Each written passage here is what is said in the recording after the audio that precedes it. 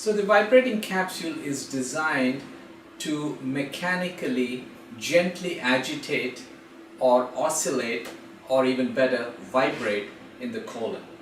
So after a patient takes the capsule, it takes several hours for the capsule to reach the colon, which is the normal speed at which things go through the body. But when it reaches the colon, the capsule gets activated and then it gently vibrates inside the colon and excites the colonic muscle wall. And this excitation of the colonic muscle wall leads to gradual contractions of the colon, leading to peristalsis and stool evacuation. The clinical trial that we published recently found that when compared to the sham capsule, where they took an identical capsule but it did not vibrate inside the body and kind of gently dissolved in the body, the real capsule or the vibrating capsule had a 2 to 3-fold increase in the number of complete spontaneous bowel movements per week when compared to the patient's own baseline record of complete spontaneous bowel movements over a 2-week baseline stool diary. So the capsule was significantly more effective in improving stool frequency, the completeness of the bowel movement, and this was the major finding of the clinical trial study. In addition, they went ahead and defined 2 additional parameters. That is, instead of just increase of 1 complete spontaneous bowel movement, they looked at 2 or more or 3 or more.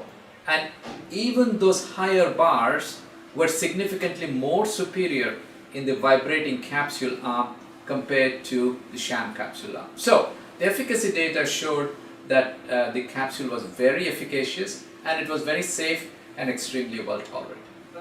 So this is the first novel device or a capsule treatment for any GI problem today.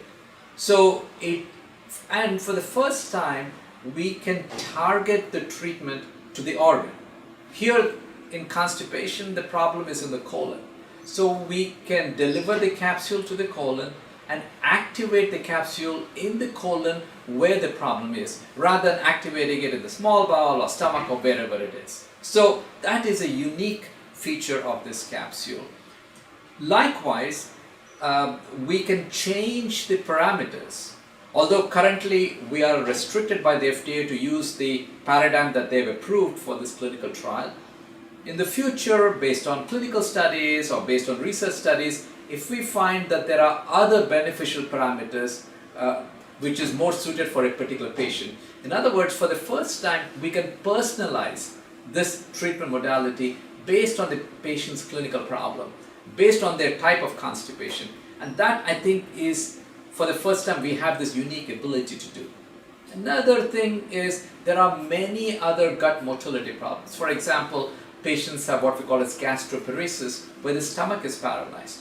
So in those individuals, we can start the capsule activation much earlier, maybe within an hour after they swallow the capsule, so that we can now stimulate the stomach and achieve improvement in stomach emptying.